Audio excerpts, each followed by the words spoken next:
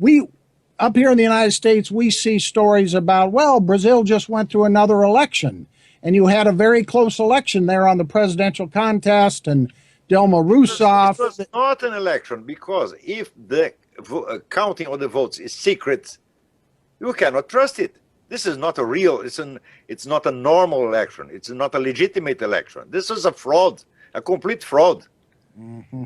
And the guy who was responsible for the counting of the votes as the president of the Electoral Commission, he had been a lawyer for the attorney for the Workers' Party.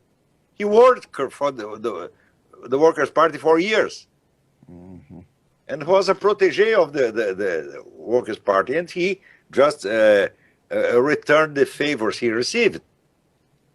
So only 23 people follow the vote, the counting of the votes. This is so absurd. This is so obviously a fraud.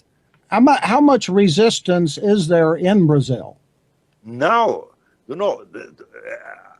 today there was news from the government itself. What the support for Dilma now? 7%. 7%. So 93% of the Brazilians are against Dilma Rousseff.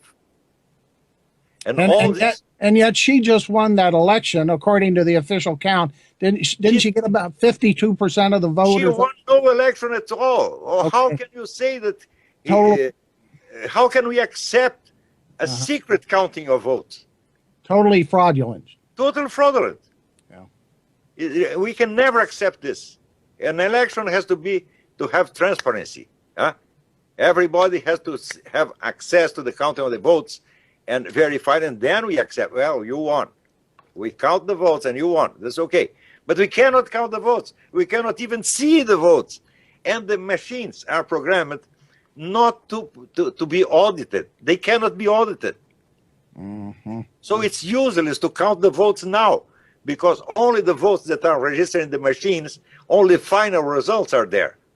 These are the Smartmatic machines? Smartmatic machines, yeah. That it was is corruption that is destroying the Worker Party's system in Brazil.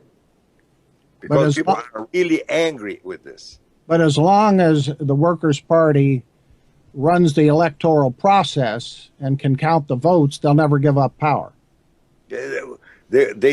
I believe they'll never give up. They have to be toppled by a direct popular intervention.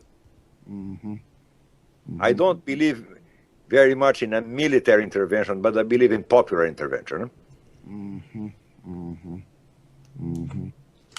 They have to expel these people from political life forever.